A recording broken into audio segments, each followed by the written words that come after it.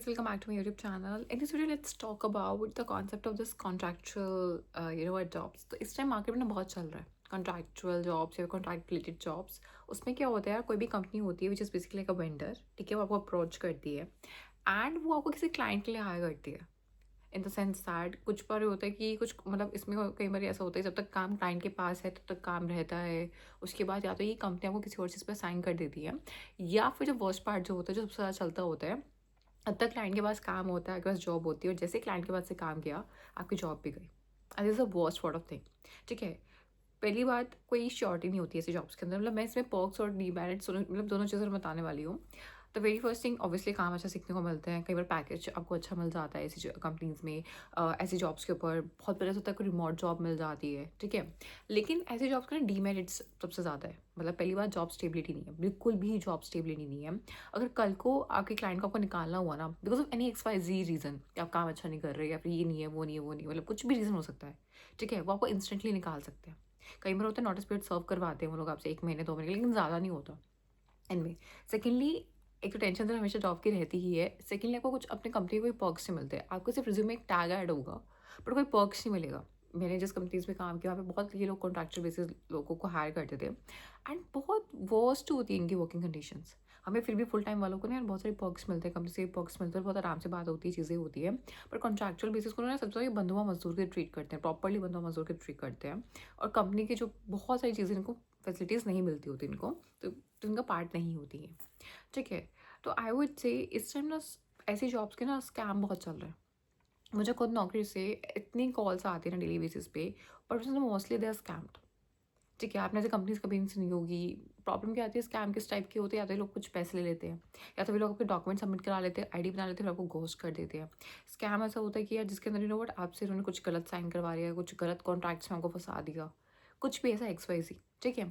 तो यार पहली बात, ऐसी कंपनीज में मतलब ऐसी जॉब में मैं बोल रही हूँ बुरी नहीं है. जैसे उन्हें friends of mind, none of mind people जो करते हैं, उनके जेन्युइन वेंडर्स हैं, बहुत जेन्युइन वेंडर्स हैं और बहुत जेन्युइन क्लाइंट्स हैं उनके. बट ना पता है, इसमें स्कैम बहुत ज़्यादा होता है, तो कुछ जेन्युइन ढूंढना ही बहुत मुश्किल हो जाता है.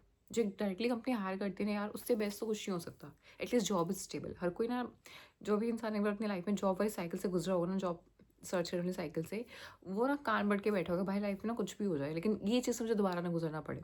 तो आई वुड से अगर चांस है तो ट्राई करो, आप डायरेक्टली कंपनी में जाओ. अगर नहीं है तो बहुत ज़्यादा रिसर्च करके जाओ यार, कौन वेंडर है, कैसा वेंडर है, जेन्युइन है या नहीं. डॉक्यूमेंट्स, ओरिजिनल डॉक्यूमेंट्स किसी को मत दो. कोई पेमेंट वाला हिसाब किताब नहीं होता है. कुछ गलत साइन करने से पहले 100 बार देखो उसमें कुछ लिखा तो नहीं है ना, कुछ टाइप का बॉन्ड तो नहीं है, कुछ टाइप की जो चीज़ तो नहीं है ना.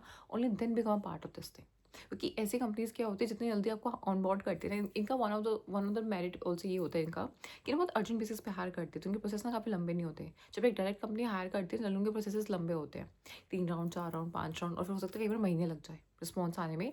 बट ऐसी जॉब्स में क्या होता है, अर्जेंट रिक्वायरी होती है, इमीडिएट ज्वाइनर्स की नीड होती है, तो ये लोग ना लिटरली बहुत जल्दी उठा लेते हैं और जल्दी रिलीज़ भी कर देते हैं, ठीक है. तो मैं उन लोगों को जॉब सजेस्ट करूँगी ये वाली, जिसमें जो टाइम से ट्राई कर रहे हैं, नहीं हो रही है, बट उनके लिए बहुत मजबूरी है, दे वांट अ स्विच, ठीक है, जा सकते हैं. इसको परमानेंट ना समझे, इसको ये ना समझे कि मुझे इसी में रहना है. जब तक है 1-2 महीना काम करे या फिर 5-6 महीना काम कर ले, फिर ट्राई करे कि ना कुछ परमानेंट की तरफ देखें. बहुत बार कॉन्ट्रैक्चुअल जॉब्स में ना एक ये भी पर्क मिलता है आपको, ये आपकी वेंडर कंपनी ही प्रोवाइड करती है या फिर आपकी क्लाइंट कंपनी प्रोवाइड करती है कि आपको कुछ टाइम बाद फुल टाइम कर देते हैं. मतलब वो ना बता देते हैं हायरिंग के टाइम पे कि 5-6 महीने का प्रोबेशन पीरियड है, उसके बाद ये वर्क गुड, हम शायद आपको फुल टाइम कर दें उसी में. तो ये ना एक also one of the very good way होता है. मैंने अपने सामने लोगों को देखा है, कॉन्ट्रैक्चुअल पे आए थे, बहुत डर के काम करते थे लेकिन बहुत सारा काम करते थे, और at the I would say कुछ टाइम के बाद ही मतलब they were full time hired. तो it's also a way to get hired directly in company, क्योंकि क्लाइंट ना खुद ही मांग लेता है कि कम बंदा बहुत अच्छा काम करता है तो इसी से काम करवा लेंगे, इसमें डिपेंडेंसी बहुत हो गई है. तो ऐसे ना मतलब वो मैं कह रही हूँ, अच्छी है, बुरी नहीं है, ठीक है, लेकिन रिस्क फैक्टर बहुत ज़्यादा है इसके अंदर. रिस्क आपके लक के ऊपर है. अगर luck is good, you will get a good vendor, you will get a good client, conversion भी हो जाएगा, पैकेज भी अच्छा मिल जाएगा, बॉक्स भी अच्छे मिल जाएंगे. लेकिन अगर नहीं हो रहा है कुछ भी, तो कुछ नहीं पता कब निकाल देंगे.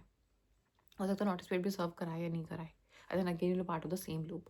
तो ट्राई करो आप ऐसे वेंडर्स के साथ आप टाई अप करो जहाँ पे ना वो लोग क्या करें कि उनकी हेडेक हो. फॉर एग्जाम्पल, एक क्लाइंट से काम खत्म हो गया तो ये उनकी हेडेक को दूसरा क्लाइंट आपको ढूंढते देना, वो आपको फायर ना करे.